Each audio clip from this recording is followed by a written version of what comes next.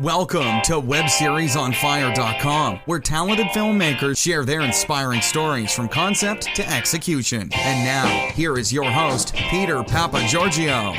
Welcome to WebSeriesOnFire.com. I'm your host, Peter Papagiorgio, and I'm going to be sharing the stories and journeys of the creators of the hottest new web series in the entertainment industry. My guest today, Katha Gentis. She's a writer, director, and producer, and she has a fantastic web series called The Other F Word. And currently, I believe it's #1 on Amazon Video for streaming. Well, they don't really tell you where. The first month they sort of tease you that, but all I can say is we've been one of the top web series for the past, 5 months. We've been month after month. They don't give you the list. The first time they did, we were the top. So I figure we're at least one of the top web series. Katha, are you ready to ignite the entertainment industry with your web series? I totally am.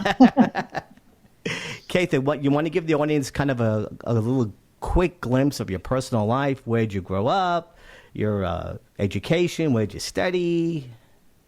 All right. Yeah, I thought you were going to go right into my show. You were going to me, which is awesome. So I'm from New York. I grew up in the suburbs. Where in the suburbs? Oh, Scarsdale. Scarsdale, that's right. Okay. I grew up in Astoria, Queens, so. Oh, all right. Yeah. Well, yeah, I was from, a little town in Westchester. And actually, I've always been what I like to say, like generalistly, like a storyteller because, I'm a writer, but I feel like there's so many facets to storytelling, especially in the film business, because I think writing, directing, marketing, selling is all storytelling. And so I went to Syracuse undergraduate in the Newhouse School and kind of studied television and film there. Worked in the industry as a literary agent and did some development. And then I got an MFA in screenwriting from UCLA. Okay. And then had some babies, and then I started writing again and started doing independent films about 10 years or so, and have done 3 features independently. And one of them was Bad Parents, I believe, right? Yeah, that was my last one. Yes, yeah, my first one was And Then Came Love with Vanessa Williams and Eartha Kitt, and Anna Camp, who's pretty recognizable now. I think I was one of her first films. Uh-huh. And then I did Bad Parents. Yeah, that was my last feature, which was kind of an edgy comedy. And then, now I've got the thing that you're The Other F Word, which we're talking about. I think it's a great title to The Other F Word, It's definitely like, it kind of like, it captures you. It engages, like, okay, what is this, the other F word? Yeah.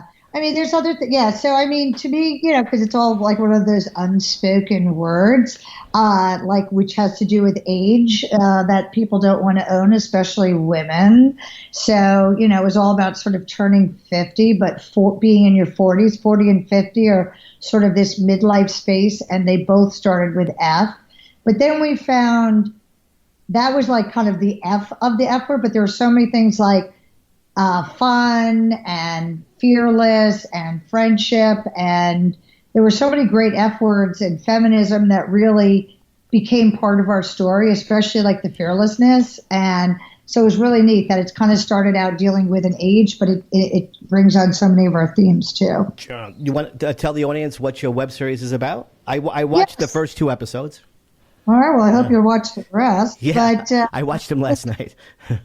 Okay. So anyway, So basically, it started originally as more of a traditional show pitch. I wanted to do, midlife for women, and I kind of positioned it as the girls, for grown-ups, basically, because more like, it's like kind of a women's friendship story, and we had girls, which kind of dealt with the 20s, and Sex and the City, 30s. And I felt like this next chapter of life really hadn't been explored. And so much really does happen for women at this stage of life. And, but it was more girls than Sex and the City, because I wanted it to be sort of coming of age, because I think for women, especially if you're a mother, you go through this sort of second coming of age. And even if you're not, I think, women are in particular are so defined, as are, men too, by, these age benchmarks. And I just thought, wow. Yeah, so I thought this is a really interesting chapter of life for women that hadn't been explored. And I ran into a lot of pushback to the demographic because there's a little bit of fear of older women or whatever, like not really wanting to tell these kinds of stories. So I took the show to the web. So I kind of repurposed the pilot and created it, put it into these short episodes, and had other material, and that became like the other F word. And it's a dramedy, so there's definitely it's very funny, but it's really driven by these women's journeys. So it's not sitcom-y at all. It's definitely kind of the way like Girls and and Transparent and shows like that. They're this sort of comedy dramedy space where it's character driven, but we find humor in our lives. Right. Yeah. Yeah. What was the inspiration for the web series? My life. That of my friends. Oh, that's what I found. I found that, I was my kids were getting older, and I just saw that I was sort of looking at what am I going to do now at this stage of life. And then, especially when your kids go to college, and then also, even if you don't have kids as women, because one of my characters is not a mother, but it's just like that time of life where you're like, you really, you take hold of it. And so I saw there were so many changes, like a lot of major life changes happened at this stage. And then I kind of went to a lot of these bloggers that I had kind of connected with on Bad Parents, which dealt with crazy suburban sports parents. I'm like, oh, okay, what are they talking about out there? And I found that there were so many stories, and there was so much content, and I was not alone. And that's basically how we've been able to find this huge audience, is that these stories really do connect, not only with, kind of women of this age, but, younger women, aspirational, like looking ahead to like that stage of life. And also the kids' stories sort of play into it as well. So, Sure, yeah. It's really connected. So I went in on your blog on Stage 32. Oh, yeah. And you had mentioned you want to tell the audience when you said you connected with I believe his name was Matt. What was his last name? Oh, Nias, my manager. Yeah. I found that really interesting. You want to kind of give a little synopsis of what had happened? Oh, well, no, I was looking for representation, and I'd shared the script with him, and he connected with it and believed that there was an audience there. And, it's an uphill battle to break into television. It's, just for everybody and to settle in. But, he's been by my side and been part of this whole journey with me to figure out how do we find a home for this, or figure out, a life, because that was the feeling, that these were stories that aren't being told. And, like I said, and really with him, like he agreed and, has helped set up some meetings and just also been a really good support system for me. So. Cool. Yeah, that's great. I just sent it today, like, the first cut of season 2, one of the first episodes. So, he's always there for me. And you always need that sort of advocate and somebody who believes in you in Hollywood. And somebody you can definitely bounce off ideas and all that. Exactly. And like I said, he's got meetings. It's very hard in television, you need a lot of elements to really get into, that network level or, these premier places. So we're hoping, with what we've proven, that we get there still. Well, one of the reasons why, I started this podcast too was, I saw High Maintenance was a web series. Yeah. Broad City was a web series. Drunk History. I said, these shows, the content is out there. But Hollywood now is looking towards these web series.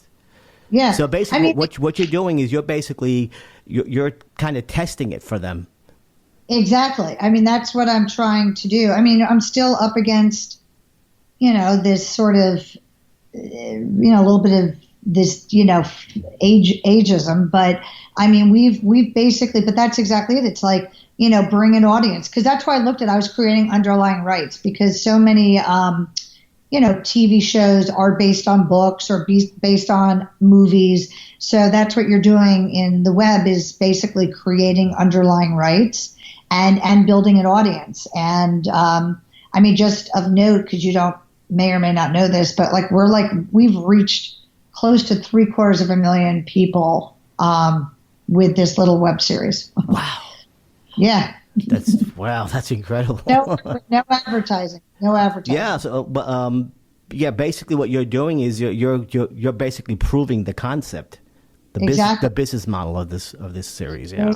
Exactly. And I mean, that's how it is. It's a tough industry, and so that's what I've been kind of through this grassroots thing, connecting with people and an Amazon Video Direct. Once you get into, because we're on Amazon, I mean, your audience doesn't know that, but we used Amazon Video Direct as our platform. Mm-hmm. And, once you get to a certain level of traction, then you're in their little system. And that's been really helpful because, they're helping us to find our audience as well. In regards to Amazon, do you just submit it and they just kind of look at it and say yes or no? No, it's you upload it. I mean, they have a little bit of it. No, they have a self-publishing. Oh, okay. I didn't know that. Okay.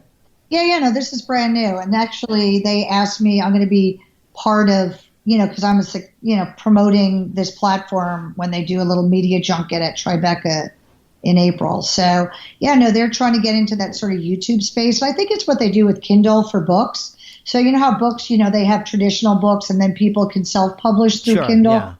I mean, that's what they're doing in video. So, I mean, it's not like anything and everything, and you can't put up dancing cats. No, but it has to have a certain bar. Yeah. So they do, there is standards, but it's really a self-publishing platform of theirs. And they have a nice, there's incentives and ways to make money if you do well. So, it's a great platform for my show. Because, many of the people that we're targeting as our audience are already, buying stuff through Amazon. How big was the crew? I mean, what kind of camera did you use and all that? Oh, yeah. Some Sony thing. Some Sony thing? No, no. So basically, I think it was like an I'm bad with numbers, F5, F7, we had a really nice, so basically the only way I could do season one, because I knew as a web series, first of all, it's very, like you saw the pilot, we have a skydiving party. Yeah. It's not your typical web series in the sense that it's got pretty high production value and a large cast, and you haven't gotten to it, but like we have Steve Guttenberg and Judy Gold, we have some name actors, because again, my stories really do appeal, to talent in this area. So they were willing to work below rate and be in my show. And that's for the second season? Yeah. Oh, yeah. No, Judy Gold is, both of them are. And we added Nancy Giles. We have Gilbert Gottfried. Oh, my God, you got Gilbert Gottfried. Oh, yeah. We're shooting him. I know Gilbert, yeah. Yeah. And Nancy Giles, she's really funny too, and she's on CBS Sunday Morning, but had a full acting career on China Beach and other shows. And then Caroline Ray, who's also a comedic actress, who's on Sabrina the Teenage Witch and The Biggest Loser. So anyway, but to answer your question, season one, I was approached by Fairleigh Dickinson, which is a school in New Jersey, to partner with them. So basically, they provided a student crew, like we shot, on spring break, so it was part of their curriculum, and we got all the equipment. So we had top of the line Sony cameras and sound people. Yeah, I mean, and it was shot all by the DP. They had a cinematography, so we had a professional DP, but the entire crew beyond that, and besides my people, are all students. So that was shot by students, which was really neat. Cool. Yeah. Do you want to tell the audience what your next plan is in regards to this? Or? Well, yeah. So right now, I mean, I'm just, there are a couple things.